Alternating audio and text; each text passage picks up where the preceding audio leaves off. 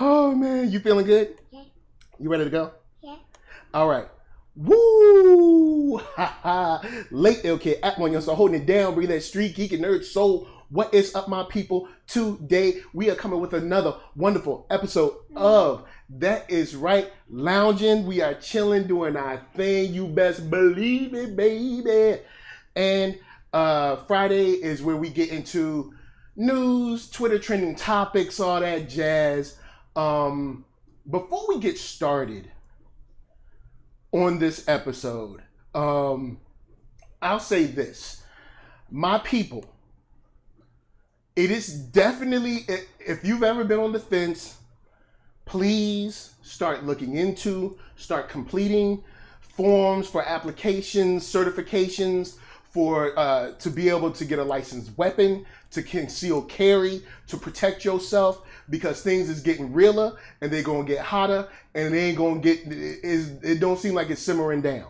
So before we get any further, just in case you leave the chat or whatever, I want you to know that I want you to be safe. I want you to be okay. You know what I'm saying? I care about your well-being. My brothers and sisters, look up your state laws, your regulations, your localities, whatever you got to do to fill out your forms, get your concealed carry or your carrier's permit, whatever you got to do, and get you some protection. And keep that protection with you as much as you can, because things is getting realer, and we'll get into those stories later. But I did want to give a shout out to the chat. We got Markeith Collins in the house. We got Alan Lewis in the house. We got my girl VV in the house. Lami, and I do not want to screw up your last name, so please excuse me. But Lami in the house. It's nice to see y'all. You know what I'm saying? It's nice to see y'all. It's wonderful to see y'all faces. Sunshiny, beautiful people. But we're not just joined by NERDSoulite. We also have Lady Lisa. Say hey. Hey, y'all.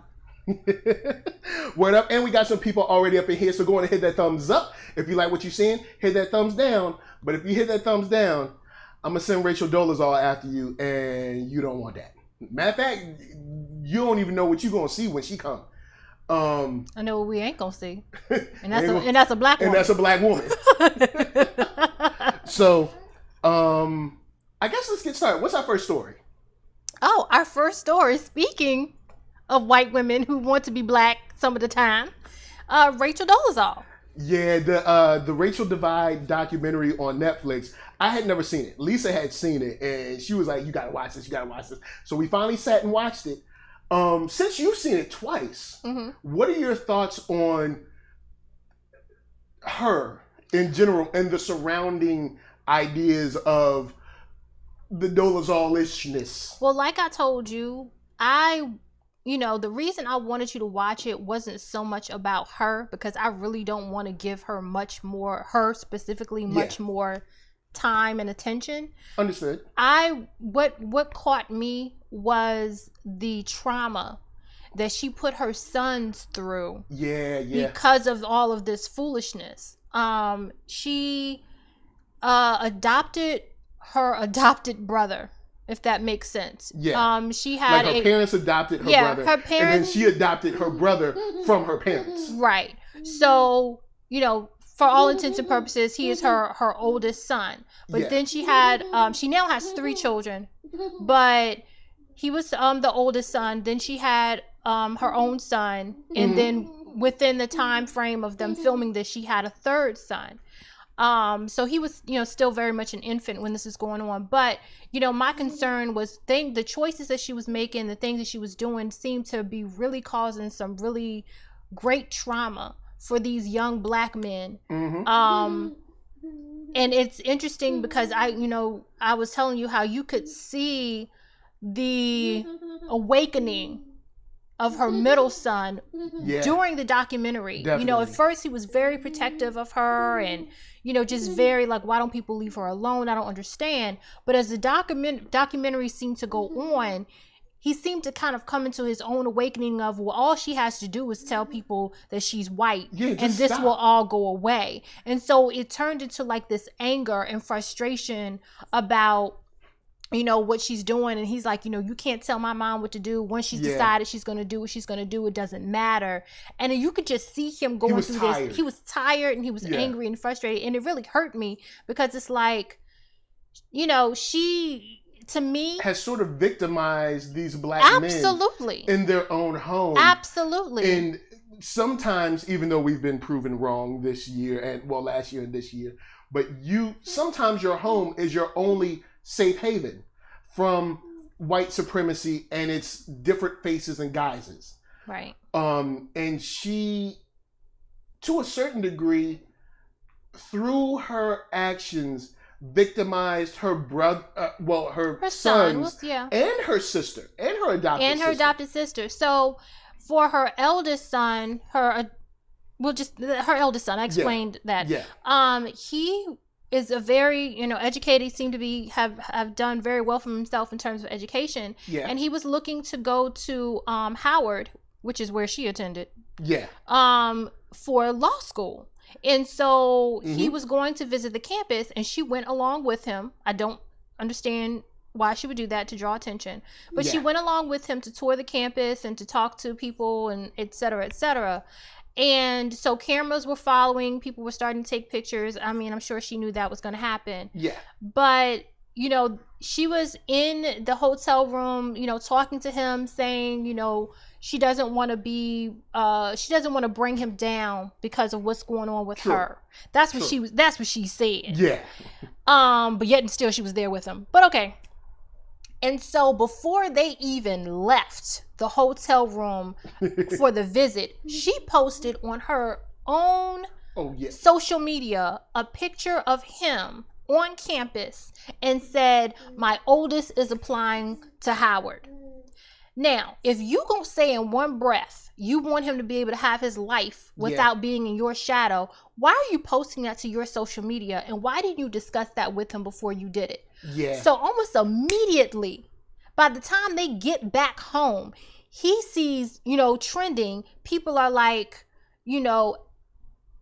they're like, forget him. If I was them, as soon as I get the application, I throw it in the garbage. All that stuff. And you could see all of the hope just leave.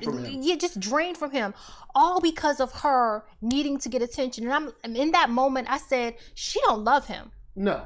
In that very moment, I said, she don't love him. Those black men and black boys as a prop. And yes, Lami says that she was gaslighting them from what it sounds like y'all are saying. Yes, if you have Netflix and you have, it's about an hour and a half maybe. Yeah. Through the whole thing, I'd say gaslighting, delusion, and narcissism all kind of in this interesting Venn diagram that is Rachel Dolezal. Yeah.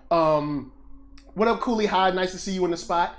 I think it's just sad that they're tied to her. No matter what. Absolutely. They're always tied to her. And there's nothing, Thomas D in the house, what up?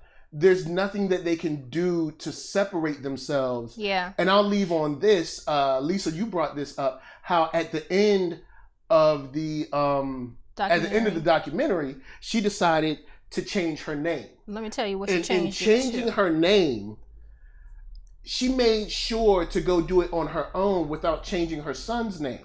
So now her son still has that last name with everything tied into it. In all fairness, though, like I said, I don't know if he has her last name or if he has his father's last name. True, however, the kids at his school already know who his mama is. Yeah, I don't care what she named herself. Yeah. They know who she is. True. So it doesn't matter, but she's covering herself.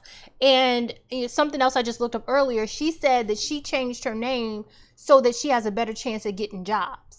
Yeah. But like when you show up for the job, I mean, you don't know who you is. You gonna wear a clown costume? The issue is that it's not that she can't get a job. It's that she's trying to get the job that she had before when people thought she was black. Right, teaching in African studies, and it's like, do you really think they're going to let you teach African studies after what you've done. Come on, man. Because let's be real. That is the pinnacle of white womanhood. But there are white professors that teach African studies. But they never pretended to be black. Exactly. Yo, Thomas D said 2020 might as well be the Twilight Zone. Yeah, that journey is crazy. But before we move on, we just want to let y'all know it's on there. It's an interesting look at delusion and media's take on trans and how far trans can go. Oh my God. Lami, you're right. She changed her name to some like Nkechi. Oh, I'm gonna tell you what it is right now. Or something like that. It's Nkechi Amare Diallo. If you don't get all the way out my face with that, if you don't sit, I want you to go in the elevator, go down to sub-level C, then get in the stairwell and go down one more level to the last parking lot, and then sit down in the lowest area on the ground. And come back up and sit down again. I was like, Nkechi, if you don't get all the way out my face. And I love how the lady at the DMV was like, alrighty. Yeah, she was just like, Becky. I mean, because you got the cameras there and stuff, so you kind of have to be nice. But yeah, I'm glad it wasn't a sister helping her. I can see me being on that joint like, Nkechi Diallo?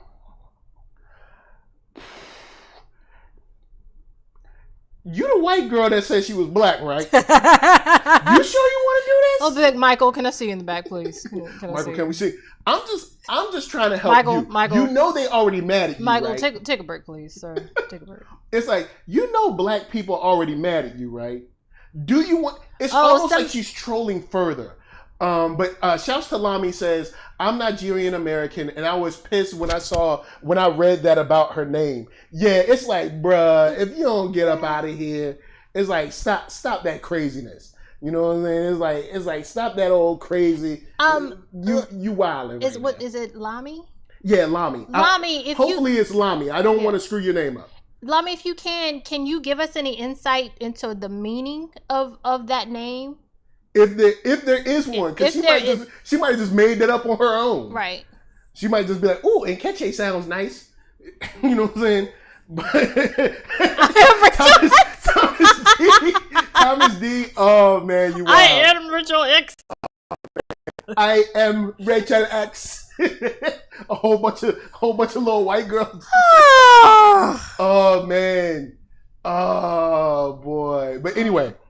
With that said, before we move on, I want to give y'all a big shout out. Thank you for coming through, and remind you that on May 30th, that's right, this month, May 30th, we are having the Rent Party. It's going to be blackness all up in here, black comics, hip hop, nerdness, all together in a virtual con where we're going to have tons of cool people come through. It'll be on this channel, completely free. We can stream, have panels, whole bunch of fun, and you are invited. Share it out, let your folks know. But yes, the Rent Party, May 30th, right here. And then I guess I'll big shout out to Arcatron. The Space Bridge is in stores right now. 133 Art, Legends Press, Black Tribbles, For All Nerds, Blur Girl. All y'all guys are killing it, doing your thing. Shouts to Blurdish and all that good stuff. But we'll kick Rachel Dolezal to the side. We done with her. We done with her. Karen X. Shout out to Lotus Scholar, man. I am Karen X. What up, Therese? Nice to see you. What up? All right, so what we got next? Okay, so up next we are going to talk about the young man who was shot in Georgia while jogging. Mr. Ahmaud Arbery. Today would have been, I believe they said his 26th, if I'm not wrong, birthday. So rest in peace. But we're going to talk about him. So by now, I'm pretty sure you've probably heard, if you've been on any type of social media, you've probably seen the picture of the young man, Ahmaud Arbery, come by your feed. He was shot and killed. He was murdered while essentially just jogging out, minding his business. And the video that was released was because this happened back in February, and the saying goes, or the story goes, that this video was actually released to try to diffuse the situation. And I was like, who thought this was going to make things better? Who thought this was going to diffuse? I guess they figured if we put this video out, they'll see that he was doing wrong. Well, from what I read, the other man who has not yet been arrested that was in the car and filming, someone he shared the video with released it. Oh, okay. Not to help anything, but they were just like, okay, I think I need to kind of put this out. Yeah. And this circles back to what I said at the top of the show. Before we go any further, my people, I'm looking at you. In your locality, in your state, look up the rules, laws, regulations, start filling out your applications, get your certifications for concealed carry, whatever you got to do, open carry, whatever it is, and keep it on you. And keep it on you, because it don't seem like it's getting any better. And pow pow sounds a lot nicer than please help me.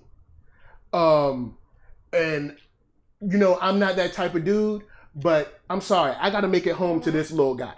And I'm not playing no games with y'all. So it's like, I'm not playing no games. But he's out jogging, and we see in the video that they had stopped and kind of like, you know, were waiting for him almost. And the people filming it, it set up in like an entrapment, you know what I'm saying? To kind of like set him up. And set him up. And it's just appalling that it took this much and this long to get something moving on this, and how easy it was to bury this. Yeah. Because this should have been national news when it happened. Yeah. And but see, it just seemed to get buried. I'm not understanding why the family, friends didn't go to local news, didn't like knock down didn't post this. I'm confused about that. We already we already know. I have a beef with that for some reason. Yeah, we already know, you know, we're not questioning about, oh, how could the government please? Yeah. We ain't even going there. But I'm wondering how family and friends did not, I don't know, even harass or news stations until they reported this. Yeah, it's like it had to come from someone else. Almost like, and maybe it's a situation where they were too scared to speak out. Maybe that's it. We don't know what kind of intimidation is going on in their locality. Could be. But it just seems like, yo, this is crazy. Why didn't they say anything, or why? And it even seems now like they're not saying too much. It seems like we're doing more broadcasting as far as black media than they were. And it could be, you know, there's grief. It could be intimidation. It could be feeling powerless. There's tons of things that could be going on. So that's true, because I'm not here to dump on the family. But it just did seem weird that this did not come from them. And we're just hearing about this in May when it happened in February. When we should have been hearing about this, like, say around March 5th, 10th, something like that, you know what I'm saying? Because the two men that were involved in this, it was Gregory and Travis McMichael, a father and son. The father was a former investigator for the DA's office. So you know he's got protection. He just retired, I believe, a year ago. Okay. Yeah. And so you know he's got protection. And from what I read, he was involved in an investigation involving Arbery when he was a teenager. Something about him, you know, he got, I think it was 5 years probation for having a weapon in high school, and he was involved in that investigation. And so that's not a coincidence. And so I don't know what had been happening between that time and now, and it seemed like he was almost stalking or harassing this young man, because that's not a coincidence. You know, that this all happens, and it's just really weird. And I feel like there's a whole lot missing. I feel like a whole lot's gonna come out during whatever trial, if there is a trial, because we have a whole nother issue. And what up to Jamal Lee? See, you came up at the spot. Nice to see you. there seems like to be this weird thing like, oh, well, you know, I'm going to give it to a grand jury and let them decide. And it's if like, this should even be, if this should even be, it's like, hold on, what? So these people can, because there's the citizens arrest thing. And you're like, okay, now we've heard citizens arrest. We've heard that term. And I'm sure there's some vagueness around it where they're going to use this to get out of everything. But citizens arrest? What? And even if you were to citizens arrest someone, don't you have to go through some kind of like notification process? Like when there's an officer, they have to identify themselves as an officer. So if you're going to citizens arrest somebody, you don't just jump out with a gun. Because in the video, we see old boy just jump out with the gun. And it's like, excuse me, what? And, you know, Alan Lewis is right. The fact that in 2020, we still have to deal with this is so sad. And that's why I tell people are like, oh, we're in post-race society. Oh, things are so much different now. I think that the way racism is doled out is different. I don't think racism is different. I think what happened is there were great strides made from civil rights. And ever since then, through policy and social engineering, we have been walked back to the 60s, to the 50s, you know what I'm saying? And I mean, I think there's been a concerted effort from essentially white supremacy actors on all levels to kind of take us there. Whether it's gaslighting, whether it's, you know, sentencing, whether it's, you know, the way they handle the verbiage when talking about people, it's very interesting to see how they're working this. And Nate, if I can just interrupt for a second. So while we were talking, I just looked up citizens arrest, Georgia. So I got to the georgialegalaid.org site. Citizens arrest. As a private citizen, you have no authority to arrest anyone with a warrant. Without a warrant, you may arrest anyone who commits a misdemeanor or a felony in your presence or with your immediate knowledge. A citizen's arrest occurs when a citizen prevents a suspect from leaving a scene. And it goes on to say, when making a citizen's arrest, a person may not use more force than is reasonable to make the arrest.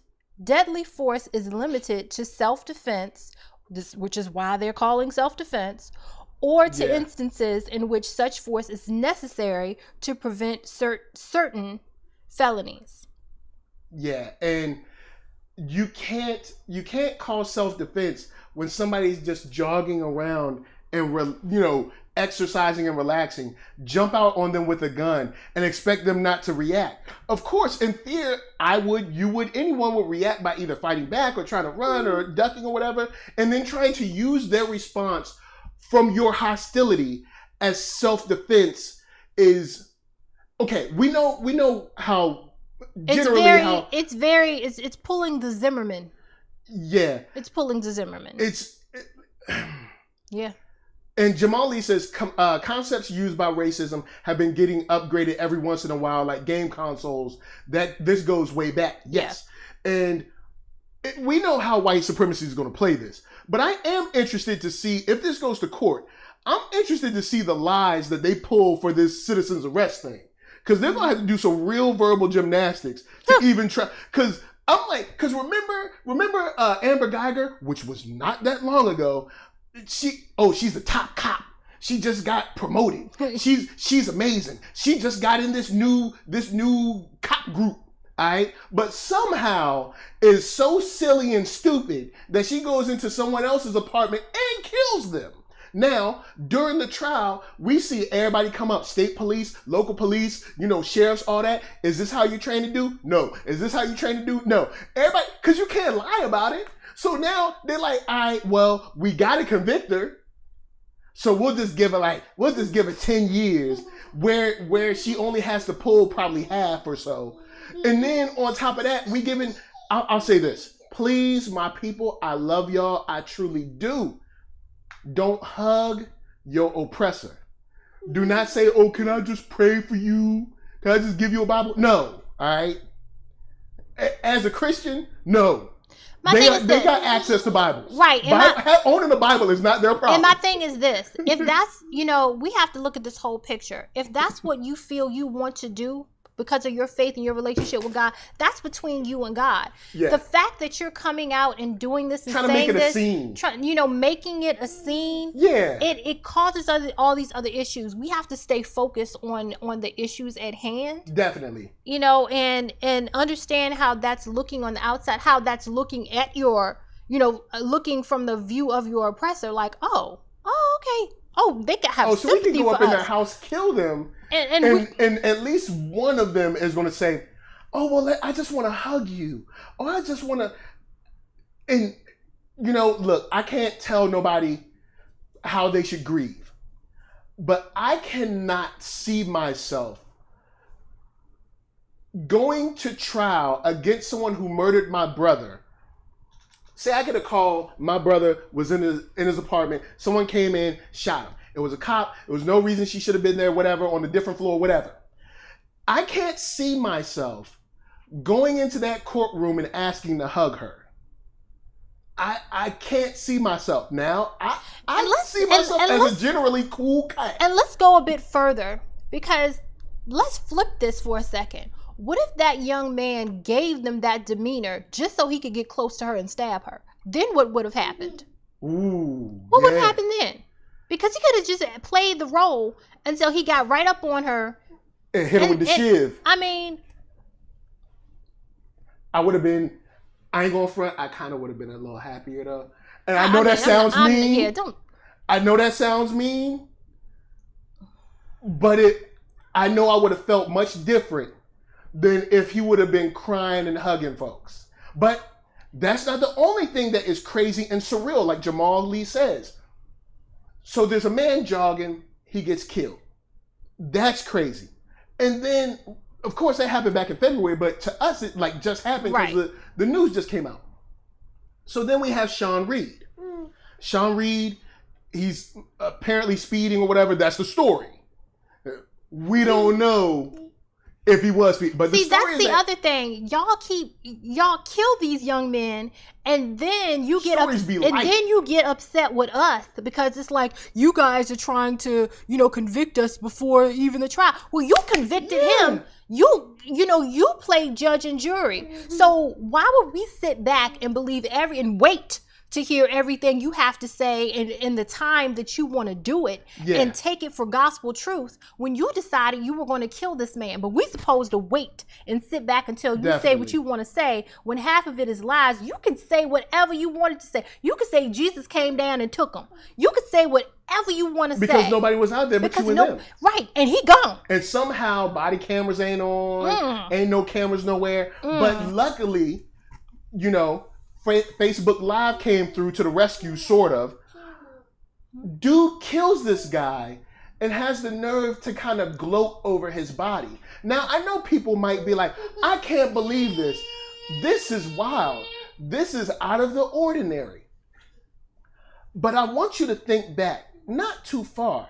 These people have uncles, grandfathers, or great-grandfathers who took pictures gloating in front of black men and women hanging. Yep.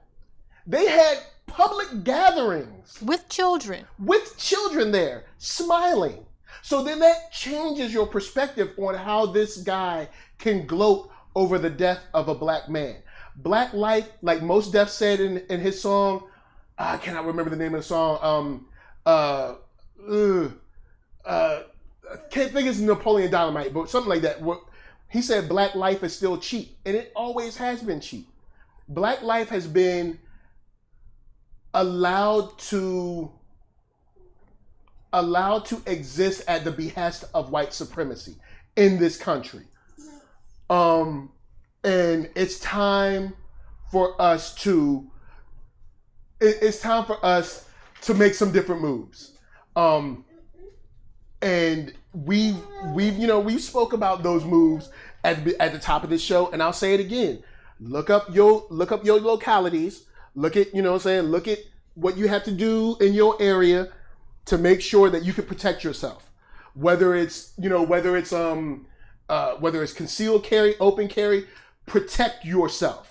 And I know some of you guys might not be into guns. Some of you guys might, it might kind of scare you. But there are ranges. There are people that have, and there are black people that teach classes and stuff like that. Find yourself a way to apply, get your certification, whatever. Find out the requirements. Practice. Get familiar with your gun. Be able to disassemble, clean, and reassemble your gun. Be very familiar with it. Be able to fire it accurately. Keep it with you, because like I said, and this is partly taken from I think a Joe Torre joke, but pow pow sounds a whole lot better than put that back. And this is just what we got to do. We got to stuff like that, or like we were talking about with that lady that said her son, the principal said he had to cut his hair or he had to put a dress on, one or the other. We need to take our children out of these schools. We need to figure out a way to build co-ops, to build, there's tons of stuff, but because you can't just be going to the store and somebody just run up on you and say they making a citizen's arrest and just kill you. Right. You know what I'm saying? I'm sure you got people that's looking for you, people that's waiting for you, people that are counting on you, people that love you. You know what I'm saying? And you gotta, ain't nobody coming to save you, all right, but us. So I'd say look it up. Google is your friend. Find somewhere. Fill out that. And most gun shops are still considered essential. You have to either call or email to get an appointment to go. And I ain't saying you don't need to terminate a gun. Get you a decent joint that you know how to fire, that's not too crazy for you. Make sure you can handle it well. Make sure you can close your hand around it. Make sure it's not too big. Make sure that you can, just it's time. Yeah, because time. Like I was telling you earlier, Michael, at this time, I will say, I don't believe that it would get to a point where we as black people would need to use our guns in most situations. If we as a unit, if a mass number of black people go out and actually follow through, legally register for your gun, buy a gun and carry it. When white folks start to see that there are more and more black folks walking around with guns, they're going to back up. Now, that may change. I don't know, because we know in history it has gone down where, they've just come after us. We know that has happened. But I believe if we take this first step, I think that they'll back up, because like some people have said, they see us as easy targets because we're already afraid, of what they're going to do to us. And then I think some of us are like, well, I don't want to carry a gun because then that's asking for trouble. This kind of, it's like, we don't need to ask for it. They just bring it. It's coming anyway. You're just bringing it. It's coming anyway. And shouts out to the chat. We got 26 people up in here. Thank you for coming through. Going to hit that thumbs up. If you like what you're seeing, hit that thumbs down. But if you hit that thumbs down, I'm going to send Rachel Dolezal after you. And you don't want that. Shot by Nolan said, young NERDSoul type with the keyboard. He got memos. Look, Yo, he got work to do. Get, boy. He got keyboards. And he got keyboards to get. Everybody work in this house. And Jamal Lee said the length of black life is treated with short worth. That's another song. But yeah, Mos Def said that as well. So he has two quotes sort of like that. I wanted to go, let's see, Alan Lewis said, remember the song Strange Fruit by Billie Holiday. People quick to forget what that song is really about. Right. This has been happening for years. Yes. And like I said, I think ever since civil rights, we've been slowly walked back into this point. Yeah. And I think a lot of us are being caught off guard when we're like, whoa, hold up, how do we get here? And it's like, oh, no, they've been walking us back. Slowly but surely. We just never expected it to get this far. But similar to the group of young men and women that were escorting senators in and out of the state capitol in Michigan, you see ain't nobody had no problem. You see ain't nobody stepped to them, right? No. We need to show strength, in solidarity. Don't forget, there's a difference between strength and aggression. I ain't asking y'all to go out antagonizing someone, but going out and saying, no, I am firm and I know what's going on. I know the laws. I'm carrying this right. I got my permit with me. Everything's straight. All the papers are straight, and I'm not playing. Now, please let me pass. Cooley High says, I live in Mississippi, and when I was 17, I got pulled by the police in a country town as I was dropping off my prom date.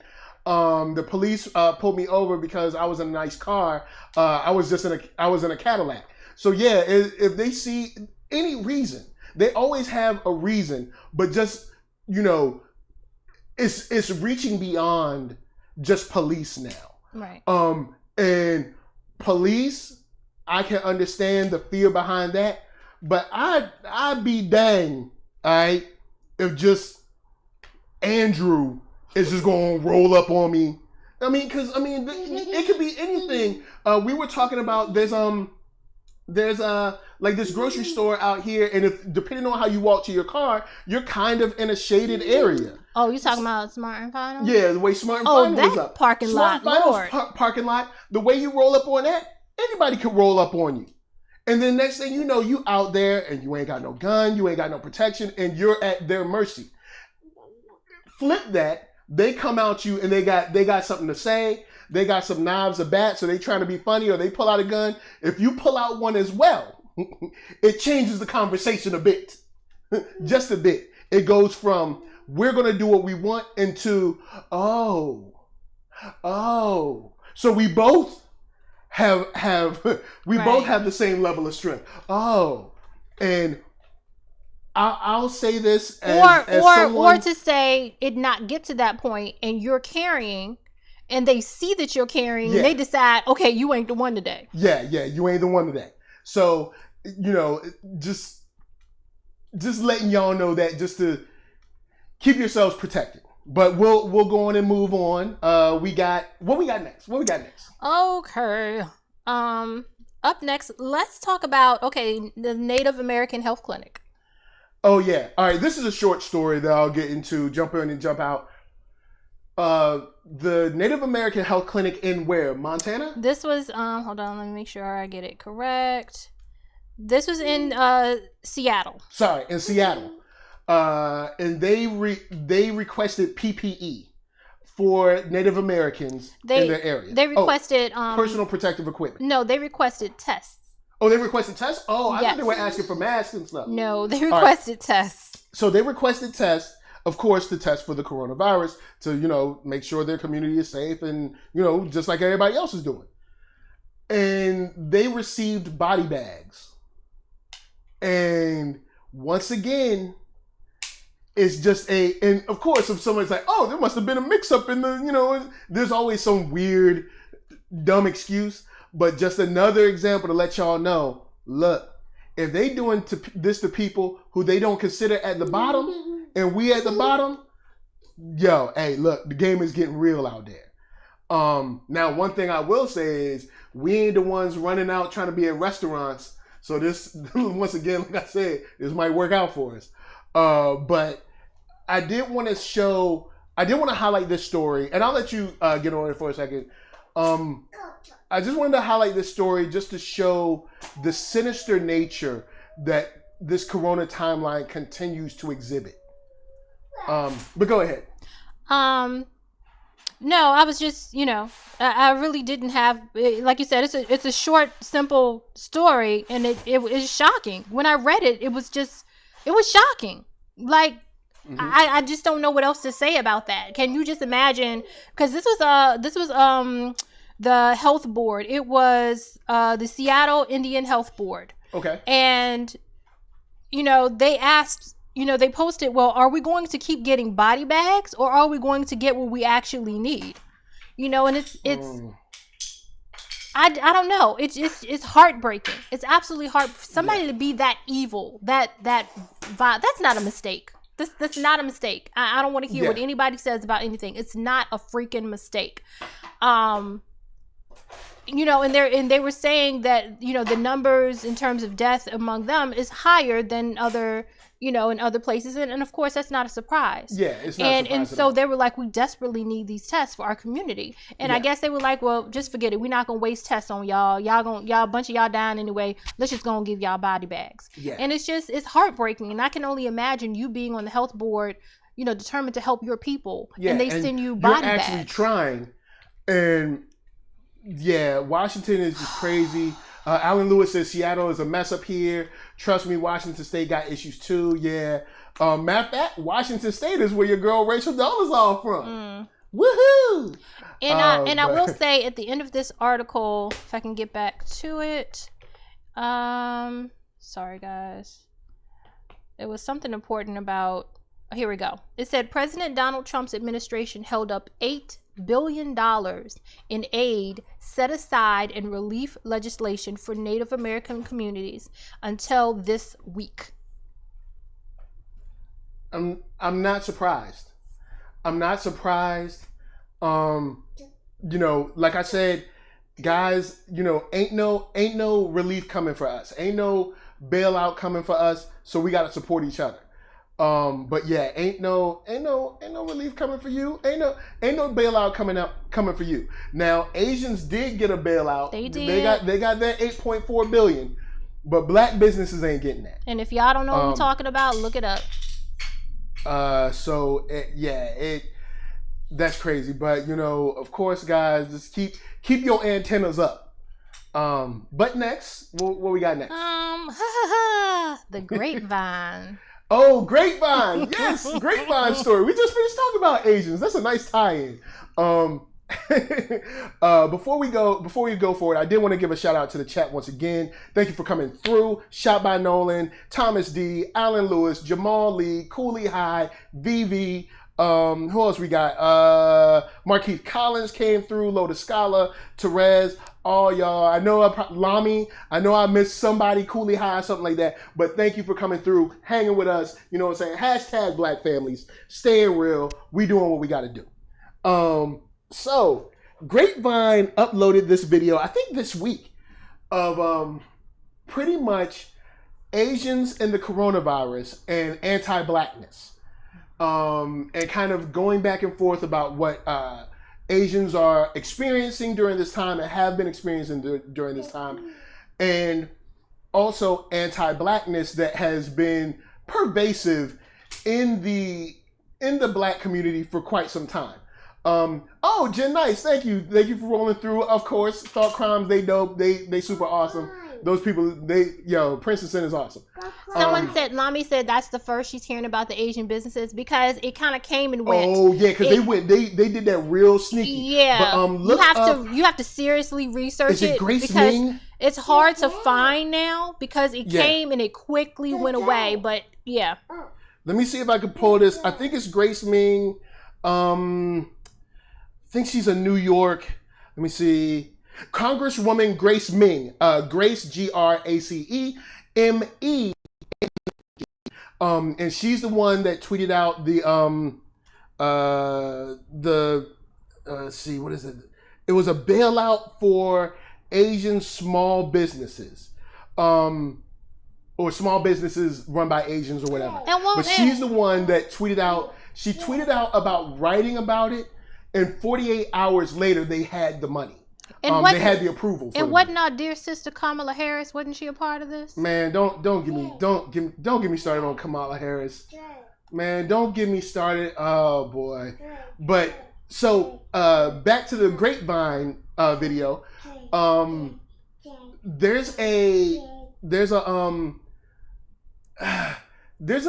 an attitude amongst many in the Asian community through the model minority and what they would say myth, but they play into it. And in this video, it starts out when they are speaking to the young Asian ladies. They're speaking to them, and it seems like they're like, "Hey guys, we're experiencing all this stuff. People are like snatching their purses and clutching their pearls around us, and you know, it's just bad out here for Asians." And I thought this was going to be a video where Grapevine was just, because Grapevine be on some BS every now and then, but oh, no, not today. Grapevine, there was a brother Wilson. There was another young lady. She had a blue hair wrap. She was, It was, and then the sister Queen. Yeah. So, Jamal Lee coming through with the super chat. What up? Yes, 2 days.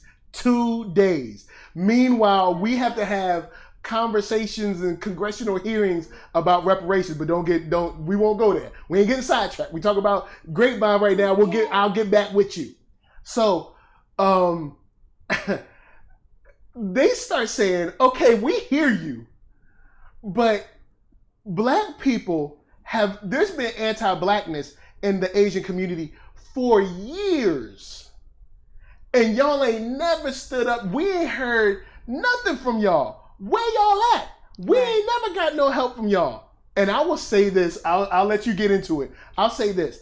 I have not heard black and Asian in solidarity so many times in 1 hour.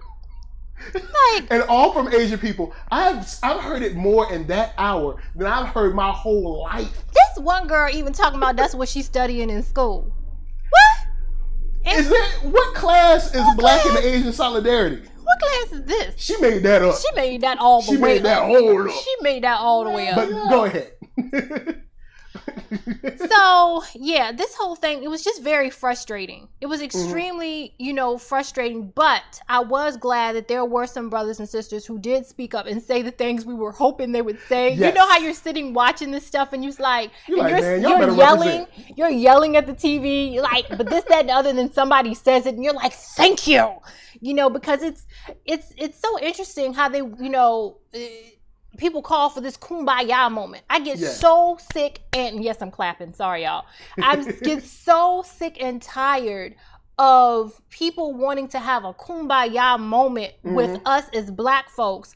And I get tired of us as black folks feeling like we have to usher everybody to Jesus. Yeah. Everybody want to ride the black train to civil rights. But then once we get to the destination, we be like, where you at?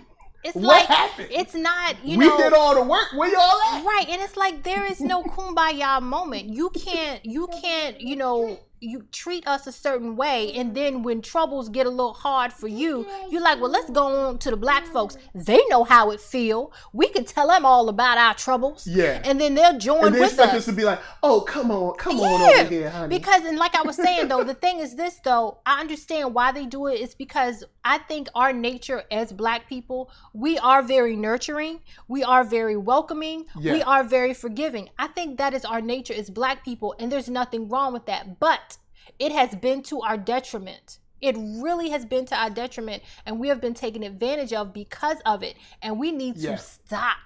Yeah, and I think there's definitely an energy now about people being like, yeah, we don't rock with you. For instance, we had in China, they were basically kicking black people out of their apartments, firing black people, trying to essentially saying black people are the reason coronavirus is happening, trying to blame it on them.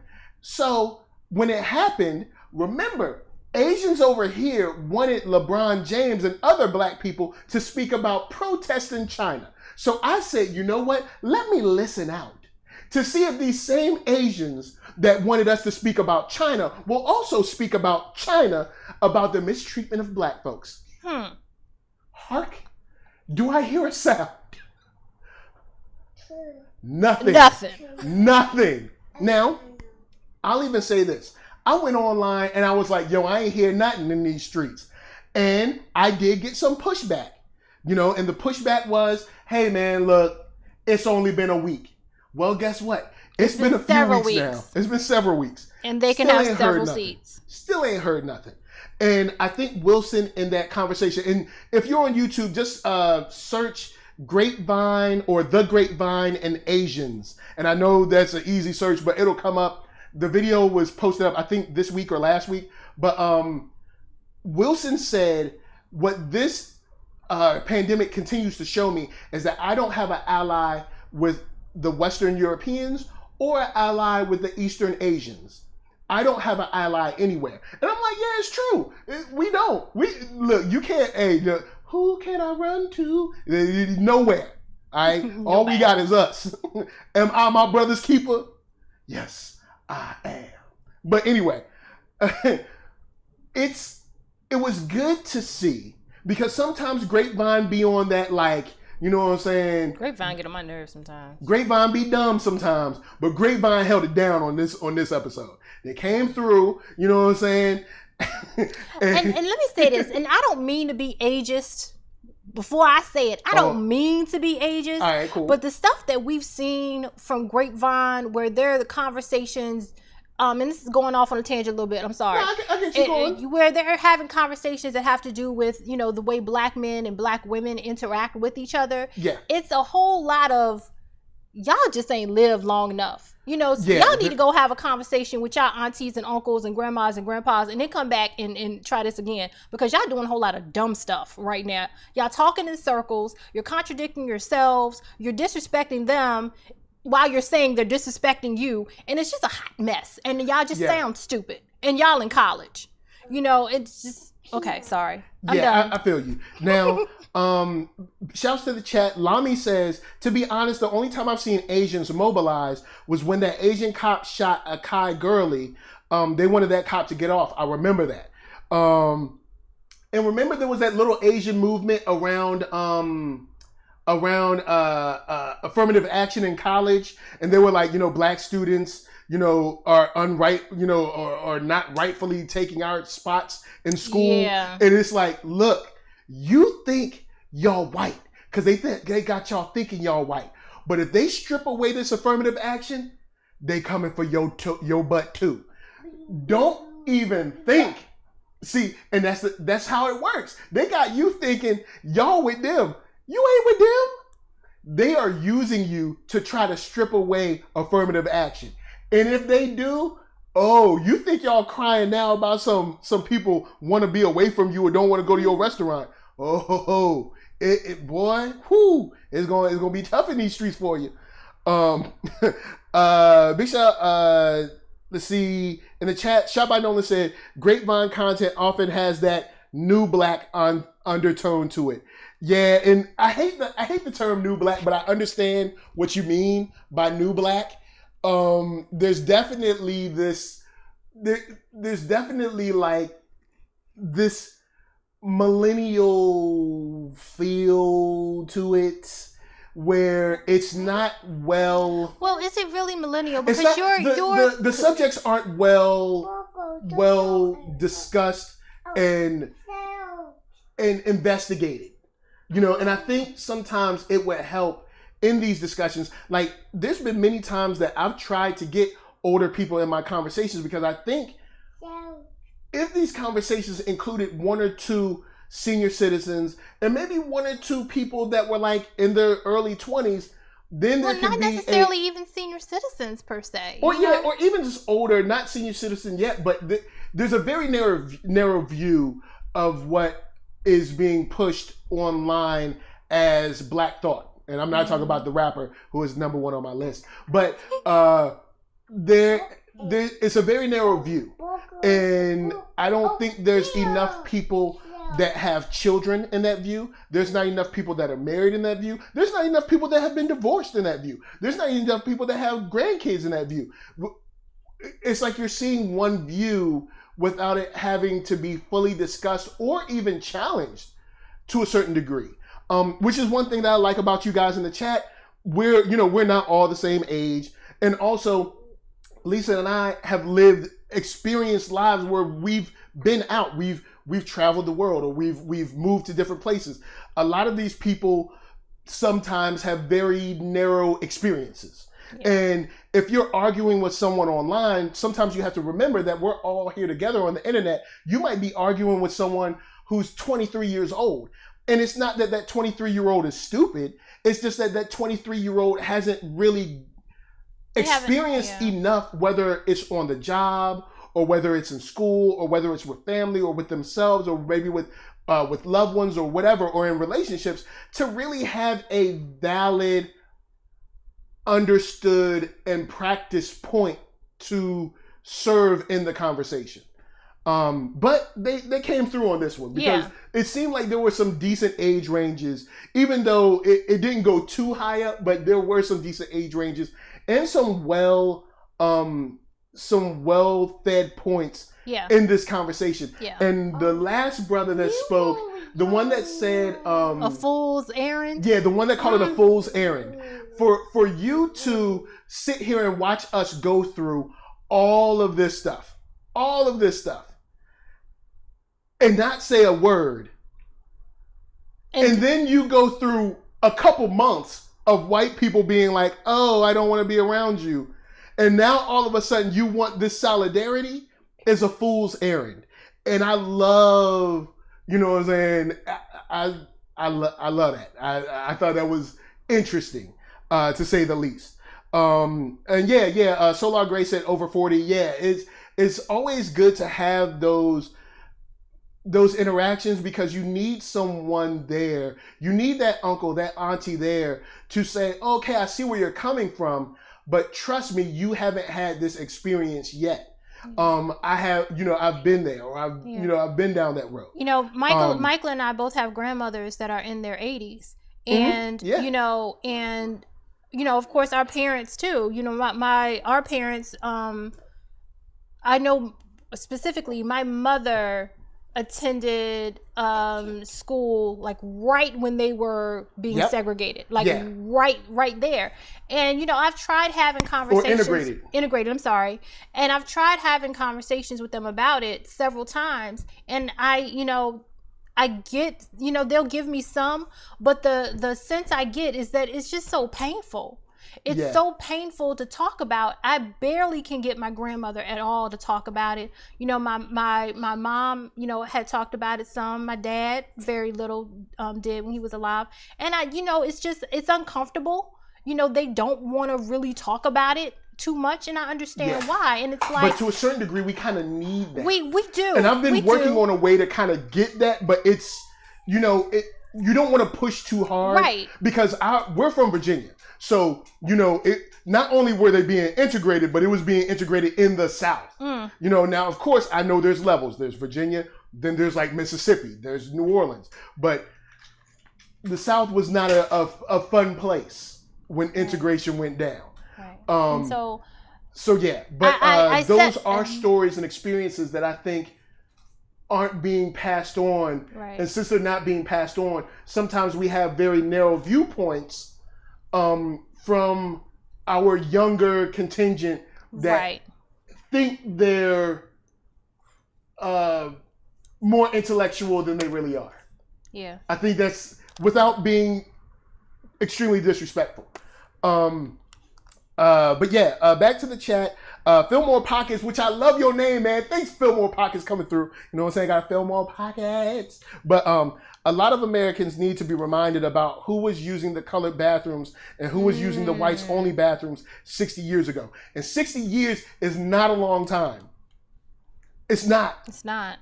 That means that your mom or dad was using a colors-only water fountain. I know my mom and dad did. And my mom did too. My mom and dad did too. So don't think, because that's another trick of the enemy has been, oh, that was so long ago. Oh, that's over now. We've gotten past that. You know what I'm saying? We're in a post-racial society. Look, don't, I'm just saying, don't believe that. But with that said, you know what I'm saying? We got one more topic. Or we got one more? We got one more, right? We just got one more to get into, right? I believe so. Where am I? Post-racial. Man, when Soledad O'Brien said that, I remember I was like, maybe we should wait a little bit before we say this. You know what I'm saying? Because don't get me wrong, I was hyped when President Obama was elected, but I was still like, let's not go too far. And the reason why, I remember being, because I think I know what the last story is, so before you pull it up, I'll talk about this for a second. I remember President Obama got elected. He was president-elect at the time. And I remember being at my barbershop, and I was like excited. I was like, yo, man, look, a black president? Can you believe it? Things are about to get better. We about to change. Things are going to get incrementally better. It's going to take some time, but there's going to be a shift. And I remember an old black man looking me in my face. This is why we need different ages. An old black man, and when I say old, he was about 70 or so. Mr. Amos looked at me in my face and said, you about to see racism like you ain't never seen in your life. And I was like, nah, man, we gonna be all right. Was I wrong? But, of course, he had been down this road. You know, I mean, not the presidential road, but he had been down the road of like, yo, we got someone who we think is going to lead us. We got someone who's going to advocate for us. And we did not get all the advocacy that maybe we thought we were going to get. But the last story is? The last story is one that I am happy about. It is the Michelle Obama documentary. Michelle Obama? I think it was called Becoming Michelle Obama. Which is the name of her book, which is smart for SEO purposes. On Netflix that we watched. And it was just, I love her. It was just a joy really to watch. Mm-hmm. And so we just wanted to talk about it, and we wanted, to end on that happier note. Yeah. The thing that I enjoy, it kind of follows her on her book tour. Mm-hmm. And we get to see into her life when she was younger. We got to see what she was about, and it was interesting. Old enough to use the term cool breeze. I saw that. Solar said Obama 2024. But it was interesting. You have a friend Eon in the house said 2 a.m. in the UK. Bet is calling. Peace chat. Yo, peace. Thank you for coming through. I know the time is always crazy, but thank you for coming through and hanging with us. Love you, Eon. Be real. You know what I'm saying? Get your sleep on. It was nice to see how she came up. Yeah. And because President Barack Obama, his upbringing was much different than many quintessential Black American upbringing. But Michelle Obama's was what you would probably see as more of the broader perspective, like, working class, going to school, brothers and sisters or whatever, just kind of coming up, and your dad's working hard, your mom's working hard, and you just grinding. And it was nice to see the stock she came from. Mm-hmm. It was nice to see her speak on her, because I wanted to regard on this to the chat. It was nice to see her remark on two things. She went to her guidance counselor at her school. I think when she was in high school or middle school, one of them. High school. And she wanted to go to Princeton. And I think her guidance counselor said something to the extent of, you're not Princeton material. Yeah. And one, I don't know if that guidance counselor even went to Princeton. But no. This is another reason I will stop and give another promotion for us homeschooling or finding co-ops of our own to teach our own children, because you send your child off to school and you go to work and you don't know that someone is trying to kill their dreams behind your back. Because I could be putting all the love and joy I could into this little baby. But I could then send this little baby to school where someone tries to kill his dreams all day long. And without knowing how to verbalize it or express it, he may never even tell me. Luckily, her family was strong enough to, have poured into her or whatever. She believed in herself. She went anyway, and that might have fed the fire. Mm-hmm. But I just want to put that bug in your ear, y'all. There's somebody out there in the world trying to kill your child's dream. Because they've already put them in a box. Yeah, they've already put them in a box. And we have got to find a way to start teaching our own. And I think many of us are learning that we can teach our own during this pandemic. And I pray that many of you are able to keep your children out of school when this whole thing is over. Because way too many times we see these schools are mistreating our children. And we already know about the school to prison pipeline. We already know about all this stuff. We just gotta start that. Yeah. Then she also remarked about going to Princeton and realizing there ain't nothing special about these people. English 101, they teaching the same English they teaching at the community college. They ain't got no extra words. You think they got some words you ain't heard before? No, it's the same English. They teaching the same science. Well, you think hydrogen is different at Princeton? They're teaching the same science. And there's this value added to exclusion for exclusionary sake. Right. And we need to stop that. There ain't nothing extra special about Princeton. There was this some rich guy, and I can't remember who it was, comedian, talking about like, yo, you know, you send your kid to these you know, special private schools and all that, and you know, because like, oh, these kids so smart, these teachers so great, and your kid's still growing up to sell insurance. You know what I'm saying? I'm paying all this. I want my kid to work at NASA or something like that. I want my kid to do something amazing. You know, so it's, you know, we need to stop putting value into arbitrary exclusion. Yeah. Oh, it's expensive, so it must be good. Right. That's not always the case. You know what I'm saying? Or it costs a lot. Oh, look, all the people there wear nice clothes, so it must be better. You know what I'm saying? But to the chat, Jenna James says, it's okay to send them to public/charter/private school, but it's the job of our parents to put us on game on our history and teachings. Yeah, but it's tough because, and I see what you're saying, but public school has your child for what, about 5-6 hours, something like that? And 6 hours every day, you know what I'm saying, 5 days a week, they can demean and degrade your child. And then not only from the administration and the teachers, but the other children that are racist or playing into white supremacy as well. Right. It's dangerous. It's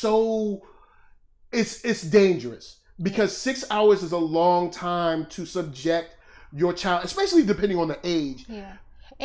Something like that. And also, you know, I know you guys have been seeing more and more that, you know, you have these young black children committing suicide because of bullying. And the thing is this, that, and I know it's happening to white children too, but we talking about ours. We talk about us. And so my thing is this, what I can't seem to wrap my mind around is there's this facade of no tolerance for bullying. But then kids are still having this hard time at school with bullying, and it's the same story over and over again. You know, nobody would help me, or I told so-and-so, and they just told me to go and talk to them, and we're going to sit down and work it out. You know, all of this kind of old school foolishness. And it's like teachers turn a blind eye. I haven't been a teacher full-time in a school, but I have a lot of experience with education in schools. You know, in different teaching and education positions. And I've seen how the interaction, there's a lot going on in the classrooms. I'm not going to take that from them. Lord bless their hearts, these teachers that are with these kids, 20, 30 kids at a time, bless them. But what happens is either the teachers do not see the very passive aggressive things that kids are doing to one another, or they just aren't able to deal with it, or they just turn a blind eye. They just say, just work it out, figure it out, be nice. And it's like, it gets to a point where kids feel like they don't want to go to school. They get stressed, they get physically ill and anxious about going to school. And some kids get to the point where they are committing suicide. And it's like, this is school, y'all. Yeah. What in the world? And it's we have to look at all of that. So even if you say the education part or whatever, it's like we all know that you develop a lot of your social skills, you develop your thoughts and ideas about how people perceive you, how people will treat you. You develop your ideas about how the world works. When you are in school. And so you have these people that are in charge of your children teaching them all of these things, and it's not good. It's not good. They're telling our kids more and more that your hair, something is wrong with your hair. You can't wear your hair in its natural state. Come on, y'all. And so that's one part that I enjoyed about just getting that from her and hearing it from her. And to the point of children in school that are trying to figure it out, and kind of dealing with this, it's just tough, and it hurts to see that sometimes, because I know how rough it was then, and only imagining how much worse it's now with the social media component added into it. You know what I'm saying? So it's a whole nother level. But Another thing that I enjoyed to see with the Michelle Obama documentary was how she was received by these crowds. That someone who it's rare to see. It's rare to see a first lady received the way she was received. Absolutely. And it shows that there was a special connection there. And to a certain degree, the reason I think is one, because of course, black first lady and the first black first lady, but also she was the most educated first lady ever. Yes, and also I think they seem to be the Obamas, their families seem to be the ones that seemed like they cared the most. They were very personable. Yeah. You know, in the documentary throughout, I mentioned it to you. I love how, and they didn't have Barack Obama in there too much. You know, he showed up, but he let her kind of do her thing, which I really loved. But I just love when they were interacting with staff and all these other people, and they were just very much pleased and thank you and nice to see you, definitely. And how are you? And it just says so much about them, because it's like you're still aware that there are people around you that are real people, that are in positions of servitude to you. They are, Mikey. They're doing all these things, working for you, and you recognize them. It's like you're saying, "I see you," and I'm being polite to you. And it sounds definitely. It sounds little, but it's not. You know, I can see it's how those things that matter. To people on a personal level. And even though I'm sure we all have our little things about different presidents, and I definitely have my issues with President Obama, but I'm still able to watch this and say, you know what? One thing that I can say that I enjoyed from this was seeing her outside of the office and still treat people with this regal attitude. And then seeing her family, how she was around her family was interesting too, with her brother and everything. Which was interesting. So it's definitely something cool that you guys should check out. It's on Netflix anyway, so I mean, you ain't got nothing but time. But I do think it was cool to see just a small glimpse into her life and her interactions, especially with her family, and how she remarks upon her father and grandfather. So I thought that was interesting. I thought that was really interesting. But with that said, you know what I'm saying? That's it. That's it, y'all. That was enough on it, y'all. Big shout out to Fillmore Pockets. He says it's an article called Coke High that came out a few years ago that details how the Koch brothers are rewriting history. And it probably, I'm assuming it probably goes into how they're probably funding, I guess, production of like history books or whatever. Who knows? But I'll definitely check that out if I can find it. Or if you have the link already, just drop it. Or you can drop it in on the replay. But yeah, guys, thank you for coming through. I know this was a slightly heavier episode, but we thank you for coming through and hanging with us, chilling and all that good stuff. Don't forget May 30th on this channel. Of course, we have the Rent Party. It's going to be Black Comics, Hip Hop, Dopeness. Big shout out to Solar Gray. Big shout out to Blurdish. Big shout out to Double Toasted, 133 Art, Legends Press. Big shout out to Arcatron, the sound, with the Space Bridge. Big shout out to Anwar High Sign with Fleece out in stores now too. Dopeness coming from all areas and angles. You know what I'm saying? Big shout out to NERDSoulite. But before we leave, Lady Lisa, say what's up.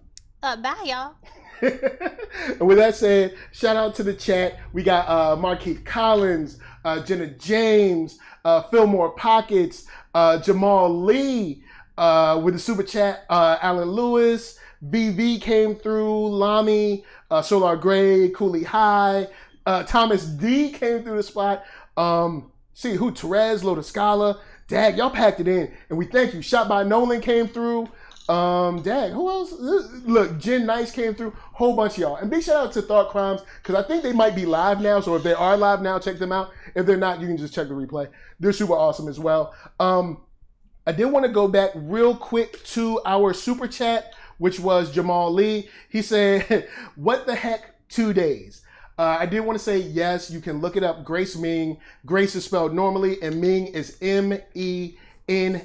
She is a congresswoman in New York. She was able to, in 48 hours, get $8.4 billion for small businesses, for Asian small businesses specifically. Asian American. Asian American small businesses specifically. Interesting. Interesting. 48 hours. No public debate. No congressional hearings. Interesting. But we love all y'all. Y'all be real. Enjoy your weekend. Until next time, from us to you. You ready to go? You ready to go? Bye. You ready to go? What?